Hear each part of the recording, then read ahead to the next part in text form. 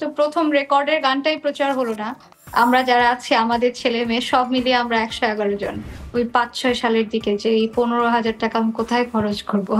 ওকে। আপনার ফেসবুক থেকে একটি গল্প আনতে চাই। সেটি হচ্ছে পরিবারের সংখ্যা প্রায় ১১১ জন। আমি আপনার একটা পোস্ট করা ছবি প্রায় না, দেখছিলাম। একদম ১১১। ১১১ জন। এই গল্পটা একটু হ্যাঁ। শুনতে চাই। এই পরিবারে কেমন সময় কেটেছে?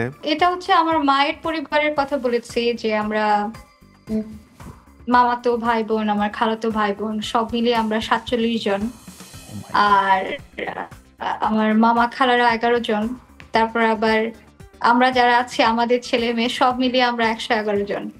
এত বড় পরিবার কেমন লাগে বিষয়টা? আমার মনে হয় যে আমার সাথে অন্য সবাই একমত হবেন যে আমাদের অন্ততপক্ষে আমাদের দেশের কালচারে দেখবেন আমরা কিন্তু দাদার বাড়ির চাইতে নানার বাড়ির সাথে আমাদের অ্যাটাচমেন্টটা অনেক বেশি থাকে। কারণ দাদার বাড়িতে কোথাও না কোথাও একটা শাসন থাকে। কিন্তু নানার বাড়িতে না কোনো শাসন থাকে না। যা খুশি তাই করা যায়। এত বড় পরিবার থেকে হঠাৎ কিভাবে এই গানের জগতে প্রবেশ করলেন?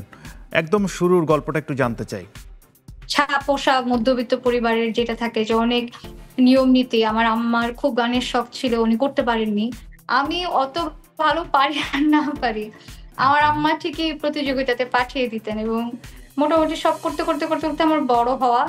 আর তারপর শুধুই গানটাকে বেছে নেয়া যে না আমি শুধু গানেই থাকতে চাই। আমি যদি একটু ১ম মৌলিক গানের গল্পটা শুনতে চাই আপনার কাছে, যে হুম। কোন গানটা ১ম ছিল এবং একটু যদি আমাদের সাথে ওই এক্সপেরিয়েন্সটা শেয়ার করতেন। একদম ১ম গানের। আমার ১ম রেকর্ড করা হয়েছিল গান 'হৃদয়ের কথা'। যে কোনো কারণেই হোক এই গানটা আর পরবর্তীতে চলচ্চিত্রে যায়নি। আ তো ১ম রেকর্ড ওটাই হয়েছে।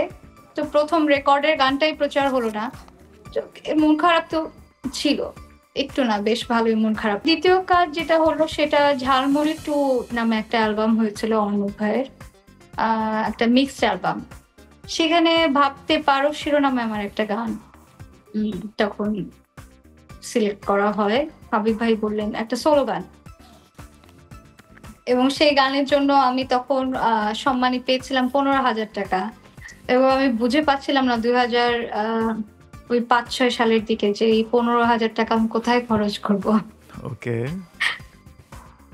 আর তারপর তো চলচ্চিত্রের গান 'পৃথিবীর যত সুখ' যখন মুক্তি পেল আ বা 'হাওয়ায় হাওয়ায় দোলনা দোলে' গানটা ওই একই চলচ্চিত্রের গান।